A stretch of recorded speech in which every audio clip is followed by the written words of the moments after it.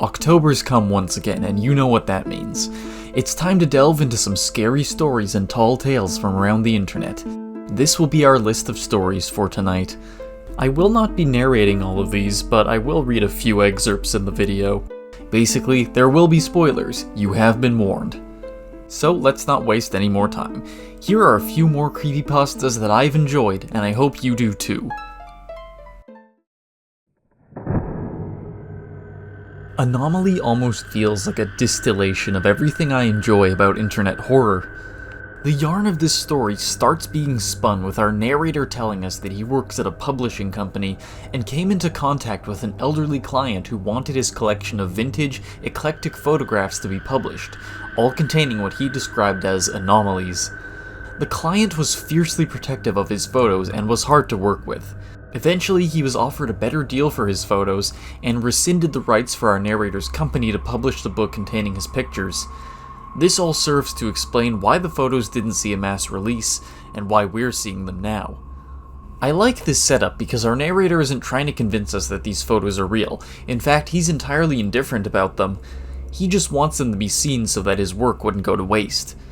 The author isn't going to over-explain what makes each image creepy, he's just the messenger. Who wouldn't want to see the photos after all this? They're all eerie in their own way.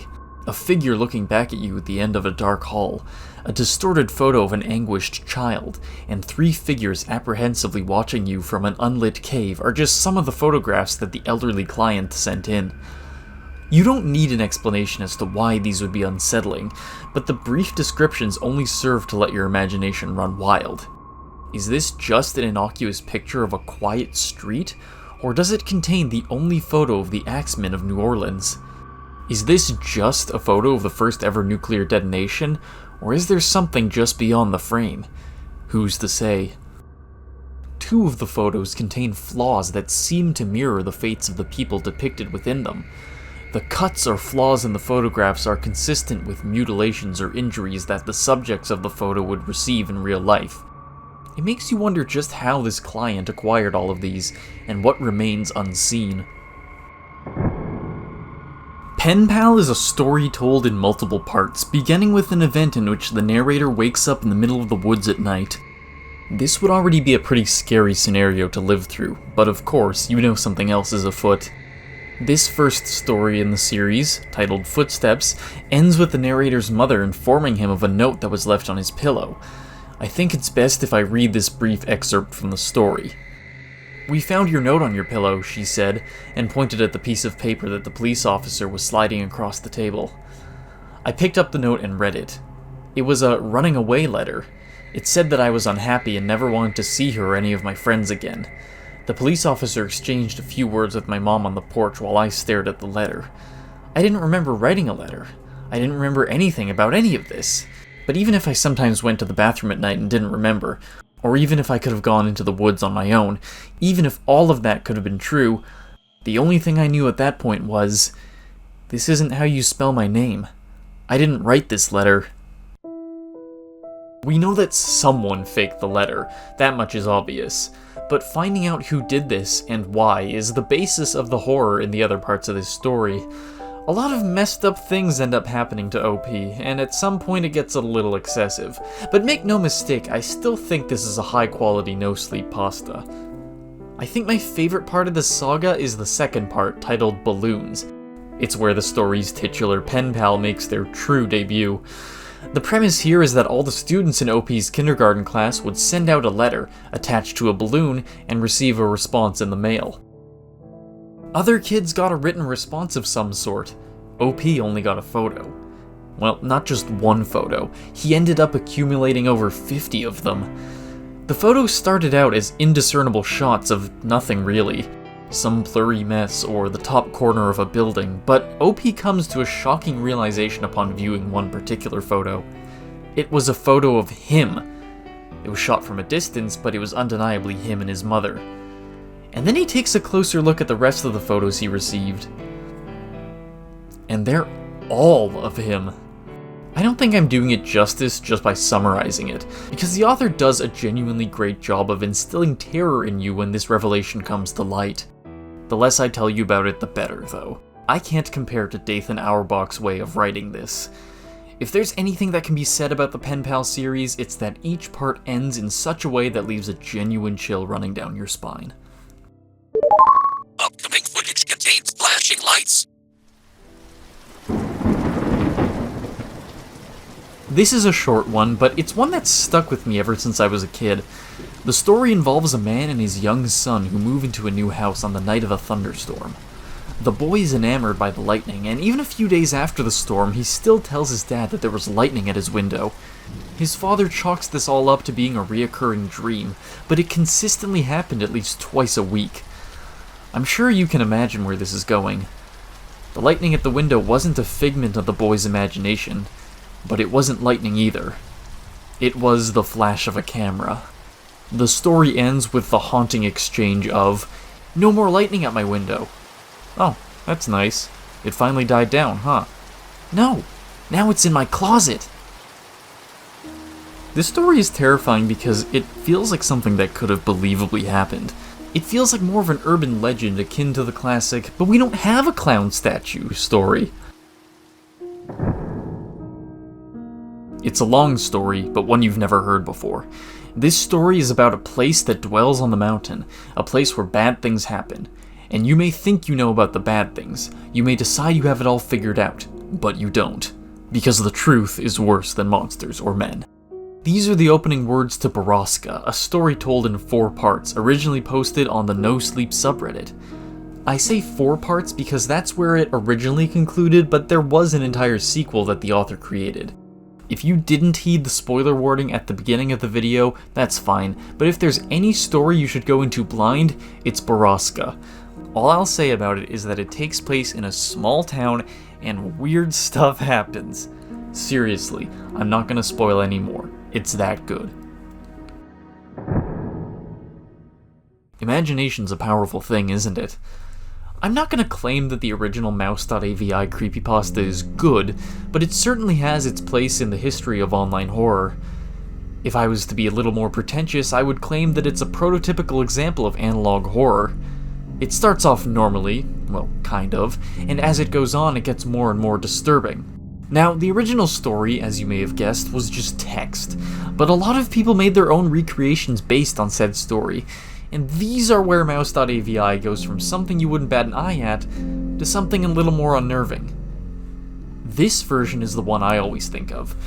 The animation is taken from an actual Mickey Mouse cartoon, but when I was a kid I thought this was a stunningly on-model recreation.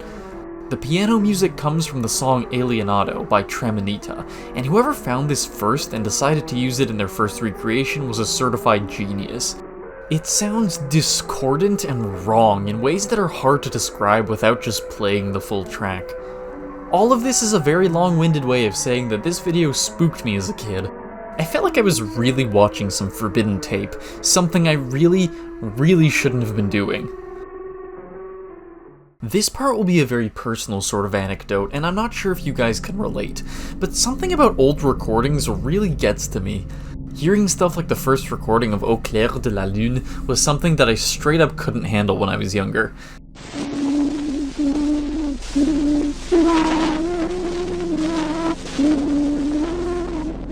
It's like the closest we can get to hearing a ghost. It's someone who died well over a century ago, and this is all that's left. And that's kind of what Mouse.avi evokes to me. I think the low quality of old tapes also messes with me a bit. Like whatever's on that old tape is desperately trying to poke its head into the world of today.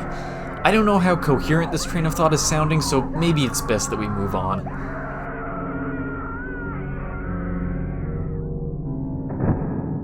Hands is a creepypasta about a group of high schoolers who willingly knock themselves unconscious in order to hallucinate, but one of the friends in the group who isn't familiar with this game sees something horrifying while he's unconscious, and everything spirals from there. He sees hands pushing against his window in the middle of the night. He hears voices coming from outside, telling him to let them in, and sometimes he even sees their faces. The story is a bit lacking in the execution department, ending with the unfamiliar boy going missing and throwing in a random link to Egyptian priests in order to explain what happened. But I think the concept is still pretty strong. When I was growing up, I was basically told that meditation, spiritualism, hell, even yoga, basically anything that wasn't Christianity would invite demons into your life. While I don't believe that now, I can't deny that I find the concept of accidentally inviting in some otherworldly malicious entity to be pretty terrifying. It reminds me of the Moo training scene from Earthbound, and you'll know what I mean if you've ever played that game. It also reminds me of another story I saw online when I was younger.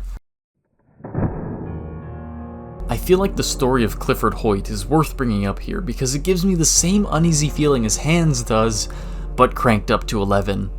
When I was a kid, I genuinely thought this story was real, and honestly, it still feels kind of plausible. The story is usually attached to this image of a naked man clutching a large block of ice. It details his mental breakdown after experiencing a traffic accident, wherein he claimed to have died, and experienced the terrors of hell.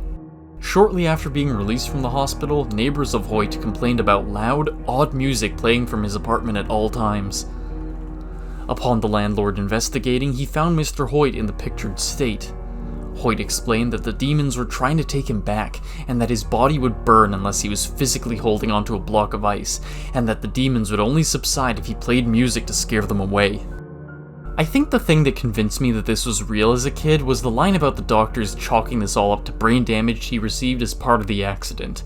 The idea that your own mind could betray you like that and make you think that you're being dragged back to hell really stuck with me.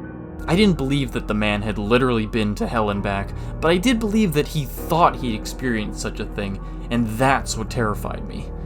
This is the same sort of thing that Hans invokes. We all know that oxygen deprivation can be extremely damaging to the brain, so who's to say that the kid in the story also didn't get brain damage, and genuinely believed that the hands were coming for him? Imagination's a powerful thing, isn't it? I think being fed up with repetition is something that fans of any horror medium can relate to. But this particular Goatman story from 2012 was really a lot of people's first exposure to something resembling the Skinwalker legend. If you're here, watching a video like this, you're probably familiar with online horror, and how many times have you encountered some story with an entity that appears to be human, but didn't get it quite right? A lot of stories of this nature, in some way, measure up to Anansi's Goatman story. For a lot of people, this is the formative story in the genre. I think my favorite aspect of the story is something a bit weird though. It's the description of that coppery scent in the air. In terms of the things that media can make you experience, scent is usually not one of them. You can see a movie, experience the incredible design of a game, and maybe if you're reading a particularly well-made book, the author can make you experience a sense of touch. What I'm trying to say is that taste and smell are harder to convey, and I think this author did a great job of it. The coppery smell of burned blood and singed hair gives you the idea that whatever is terrorizing this group, it isn't a normal animal, and it definitely isn't human. You have surely heard of the Uncanny Valley. It's our tendency as humans to be really freaked out by something that appears human, but just looks a little off. I'm sure you've also heard of the idea that the fear we get from the Uncanny Valley is a remnant of the ancient past, where there may have been a predator that mimicked humans, but we could tell that it wasn't one of us. Now there's no telling how true this is, but if one thing's for certain, the story of the Goatman evokes a very primal fear in us. The idea that, just beyond the light of the fire, there's something lurking in those bushes, but hell if I'm going out there to check. Now there's another story that's near and dear to me that evokes the same sort of feeling of something not being quite right in the woods, but maybe we'll talk about that one another day. This is a story about a town by the name of Ashley that underwent a number of incredibly strange occurrences before completely disappearing off the map in the summer of 1952. The story opens by telling us about the state the town was found in on the morning of August 17th, being nothing but a smoldering fissure in the earth that was preceded by a massive earthquake. 13 days later, another earthquake was detected at the same spot, and the fissure was gone. We then get to hear about the 8 days before the disaster on August 17th. This is where the creepypasta really hits its stride, because throughout all of these events, you still never get answers to exactly what went wrong, and why. If you want my personal opinion, I think the bit about the possessed and undead kids, as well as the phone call at the end, could be removed to the benefit of the story. I think the idea of some unknown, unseen thing that first plunged the town into darkness, cut it off from all outside help, and then consumed it in flames is terrifying enough as is. I don't think it's enough to ruin the entire creepypasta, though. The fact remains that we don't know the details of how the town disappeared, and the author is smart enough not to explain it to us, and that's really all that matters. Our own minds filling in the blanks of what we don't know is one of the most powerful things an author can tap into. Imagination's a powerful thing, isn't it? I debated putting this one on here because it's more like a mini ARG than a traditional creepypasta. The story involves an Anon from X, going by the name PC, talking about some weird things going on with his friend's appliances. Lights and TVs turning on and off, and weird files being found on his laptop, stuff like that. Of course, other Anons in the thread ask PC to deliver, and he does. He first posts this image, and within 20 minutes, this one. People thought it was some kind of map, before eventually lining it up and coming to the realization that this might be a face. Someone else realized that if you turn up the brightness and contrast of the top right corner of the first image, there appears to be some sort of cipher there. Another Anon figured out that if you map the weird black and white boxes onto a grid, you can interpret it as binary. And the binary simply comes back as one word: God. We eventually get the eyes, mouth, and nose segments from PC, and this is the face we're left with. You and I both know that this is just somebody's face put through a filter, and PC just posted it in bite-sized portions to make for an interesting thread. But suspend your disbelief for a minute. The idea of this thing pretending and trying its best to convince you that it is God is an unsettling concept. The idea that you think you're safe in prayer, while in reality this thing is being let in, it really sticks with you. Maybe it's just because this is a 4chan creepypasta as well, but I'm once again thinking of Anansi's Goatman. It's the idea that something can come into your life that you think you can trust, except instead of your friend, this hellish thing is pretending to be your god. It really does feel like something you shouldn't be seeing, and that some form of punishment, divine or otherwise, will befall you for it. Let's end off with a classic. The Rake is not one single creepypasta, but more so a character that can be shaped and molded to fit any number of stories you want to tell about him, much like Slender Man. The most iconic story, also known as the one that's been reposted to a bunch of creepypasta sites without proper credit, was written by Panda6. If you're even a little familiar with creepypastas, you'll know this one. The one where the Rake is seen at the foot of a couple's bed, and before they even know what's happening, it kills their young daughter. But the thing I like about this story is how it begins. It opens by telling us about historical encounters with the beast, dating back to the 12th century. We get a few pre-20th century accounts where people mention the creature before we're thrown into the story proper. I think a running theme in this video is that if you want your creepypasta to remain scary beyond just its concept, you never show your full hand. We never find out exactly what the Rake is. We just know that it's been around for a long time, and that it poses a great threat to you and your loved ones should you encounter it. But it's not a senseless creature. It can communicate, even request things of you. But what exactly its goal is, or why it's popped up to terrorize people in the middle of the night throughout history, are things we'll never know. We do know that if you live to tell the tale of seeing the Rake, it won't be the last time that you see it.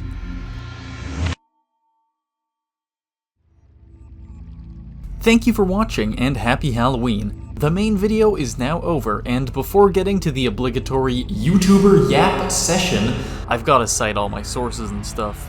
All of the creepypastas discussed in this video, as well as the games that were used as background footage, will be linked in the description. The games I played in order of appearance are Luigi's Mansion, Pools, Limbo, Closure, and pacman.exe. Thank you to my sister for once again helping me create a creepypasta video. She filmed the Luigi's Mansion B-roll you're seeing right now. I also want to give a shout out to K.T.B and Midnight Krick. K.T.B's narration of Anomaly was what made me want to include it in this video. And Midnight Krick's video about the Rake had the info about the original author that I otherwise probably wouldn't have known. Definitely check out their channels if you're into creepypasta stuff. They both have a really enjoyable catalog of videos. As I'm writing this, I realize that I have no idea what to title this video. I've just been calling it Creepypasta 2024 in the script and project files and stuff, but that'll be a problem for future me to deal with. Speaking of 2024, I probably won't post a full video until 2025 because I've decided to kinda take a break for November. Maybe I'll post like a tiny video in December, but I am making no promises. I will do a Patreon poll starting November 1st, which will end November 30th, for what my next video should be. But I have no idea what options I'm putting on the poll as of now, so that's yet another problem for future me. Speaking of Patreon, thank you to Casey, Camel King Clarith, Starlin, and everyone on screen for supporting videos like these. If there are other creepypastas you'd like to see me cover in a future video, please let me know in the comments. Thank you again for watching, and good night.